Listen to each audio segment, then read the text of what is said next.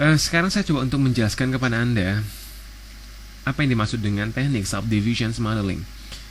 Subdivisions mungkin sebagian dari Anda pernah mendengarnya dari beberapa buku atau internet atau media lain. Pengertian subdivisions di dalam pemodelingan. Subdivisions merupakan sebuah teknologi yang terbilang mulai hangat dibicarakan untuk bisa memodel sebuah objek. Logika pengertian subdivisions adalah Anda bisa menambahkan sebuah penampang permukaan di dalam sebuah objek sebanyak yang Anda inginkan dan sehalus yang Anda inginkan. Seperti Anda lihat di sini, saya mempunyai sebuah objek box. Objek sebuah box ini sebelumnya adalah terdiri dari 6 penampang, 6 sisi. Dan untuk menciptakan sebuah subdivision surface, Anda harus menambahkan modifier mesh mode ke dalam box tersebut. Anda lihat di sini, box ini sudah saya convert ke dalam editable poly. Kemudian di modifier list saya tambahkan sebuah modifier mesh mode. Di dalam modifier mesh mode Anda akan mendapatkan sebuah parameter subdivision amount. Anda akan mendapatkan istilah iterations, di mana jumlah iterationnya secara default tertulis 0. Nah, apabila saya menambahkan jumlah iteration ini menjadi 1, Anda akan mendapatkan suatu jumlah penampang yang lebih dari jumlah sebelumnya. Semakin saya tambahkan lagi nilainya, dia akan mempunyai kepadatan yang lebih padat dari sebelumnya. Dan saya tambahkan lagi, dia akan mempunyai kepadatan yang lebih padat dari sebelumnya. Dan kalau Anda perhatikan, jumlah permukaan yang tercipta semakin mempunyai kehalusan dikarenakan kepadatan segmen yang dipunya. Nah, ini adalah pengertian subdivision secara global. Nah, sebelumnya saya akan menjelaskan dulu pola berpikir Anda untuk menciptakan desain atau objek dengan menggunakan metode subdivision. Anda harus menguasai dulu pengertian low poly. Saya menggunakan istilah low poly perception. Pola berpikir Anda halus menggunakan low poly perception untuk menciptakan high poly model. Nanti saya akan contohkan setelah pembahasan ini. Nah, di dalam subdivisions Anda akan mendapatkan ada suatu pengertian polygon cage. Polygon cage merupakan sebuah kurungan poligon yang berasal dari original model sebelum dia diberikan mesh mode. Saya coba untuk balik ke editable poly, maka pada saat Anda balik ke editable poly, Anda akan mendapatkan original model berupa box. Nah, Anda bisa memanfaatkan tools atau tombol show and result on off toggle untuk bisa melihat hasil akhir setelah dia dijadikan subdivisions model. Saya cukup menekan ini, maka Anda bisa melihat hasil akhir objek tersebut, walaupun Anda berada di bawah hierarki yang paling bawah. Nah, di sini saya coba untuk menyalakan sebuah selection subobject polygon. Pada saat saya menekan salah satu tombol selection ini, maka secara otomatis komputer akan mengaktifkan atau akan memperlihatkan polygon cage. Ini dia polygon cage berwarna coklat, yang dimana dia membuat suatu gambaran model sebelum diberikan subdivisions.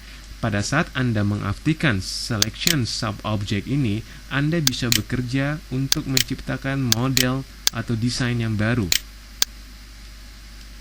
sambil Anda memperhatikan objek tersebut dalam permukaan atau surface yang sangat halus. Anda perhatikan di sini. Ya, ini apa yang dimaksud dengan polygon cage.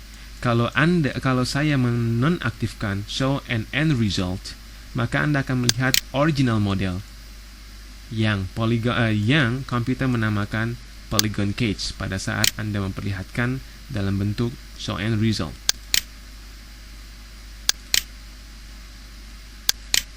Nah, kemudian ada istilah yang Anda akan akrab untuk menggunakannya, yaitu istilah crease di dalam subdivisions teknik.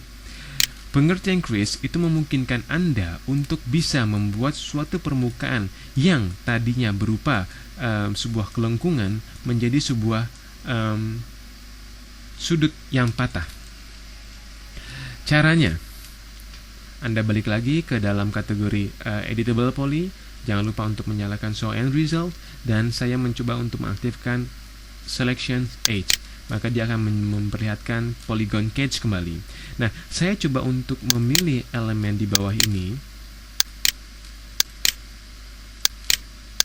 secara keseluruhan. Kemudian Anda akan mendapatkan di dalam edit edge sebuah perintah crease yang secara default tertulis 0.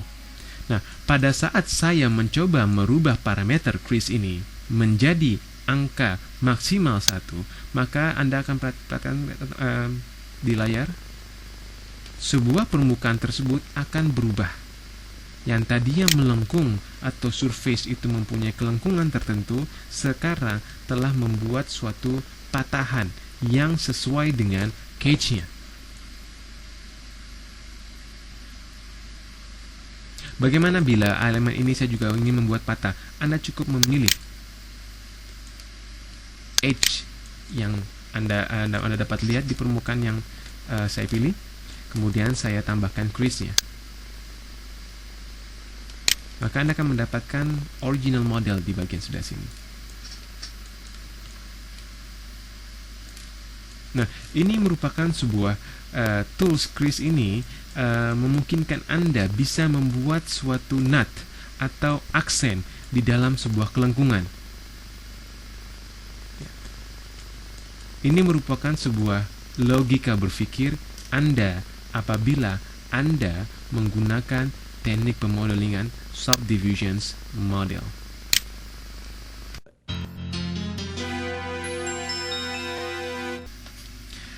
Di sini saya coba untuk menjelaskan pengertian crease di dalam aplikasi model sebenarnya. Saya mempunyai sebuah contoh dari body sebuah truk yang saya model sebelumnya, yang dimana crease itu banyak kepakai apabila Anda ingin menghasilkan sebuah knot atau ketajaman sebuah sisi dari kelengkungan sebuah objek. Saya nyalakan dulu modifier yang saya pergunakan di sini. Nah, seperti Anda lihat di sini, saya menonaktifkan dulu wireframe-nya. Anda akan melihat sebuah ketajaman edge di sisi sebelah sini, di sisi sebelah sini, di sisi sebelah sini, dan kelengkungan edge di sisi sebelah sini. Nah, kelengkungan ini saya biarkan sedemikian rupa, tetapi ketajaman ini saya pergunakan perubahan parameter di crease-nya. Nah, di sini saya contohkan, saya mempunyai sebuah aksen di dalam bagian atas body ini, yang dimana setelah saya memberikan sebuah mesh mode, saya ternyata tercipta sebuah permukaan yang halus di sini. Sedangkan saya ingin menciptakan sebuah permukaan yang sangat tegas garisnya. Nah, oleh karena itu tugasnya crease untuk menciptakan elemen-elemen tersebut. Saya nonaktifkan dulu show and result. Saya nyalakan wireframe view-nya. Kemudian saya pergunakan loops untuk memilih edge selection yang sejajar searah dengan dia. Ini dengan ini. Sorry. Saya undo dulu, saya pilih dulu. Ya, seperti Anda lihat di sini, saya adalah memilih edge ini. Ya, nah kemudian edge ini saya nyalakan dulu show and result-nya. Saya naikkan parameter crease-nya untuk menciptakan sebuah elemen yang sangat keras di antara objek menonjol. Saya naikkan nilai crease-nya menjadi 1, maka Anda akan perhatikan perubahan suatu model seperti di layar sana. Ya. Nah, ini adalah aplikasi crease yang berlaku atau akan terjadi apabila Anda menggunakan konteks garis keras di antara kelengkungan.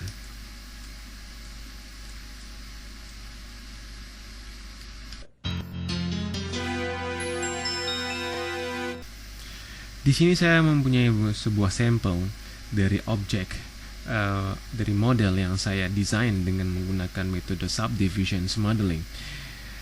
Seperti Anda lihat di sini, Logika, selama Anda berpikir bahwa model itu bisa atau terbuat dari low poly, jumlah poly yang sangat sedikit, yang tidak terlalu padat, ya, maka Anda akan lebih mudah untuk bisa bekerja atau menciptakan subdivisions model. Seperti Anda lihat di sini, saya mempunyai sebuah vertex yang saya atur sedemikian rupa di bagian tengahnya, saya bentuk sedemikian rupa. Apabila saya mengaktifkan mesh mode-nya, maka Anda akan mendapatkan sebuah high poly dari low poly yang sebelumnya saya desain. Itulah pengertian logika berpikir. Anda harus terbiasa berpikir low poly dulu untuk bisa menciptakan high polygon dengan menggunakan subdivisions. Dalam hal ini saya sudah mempunyai sebuah channel yang memungkinkan saya bisa mengatur sedemikian rupa objek yang saya buat.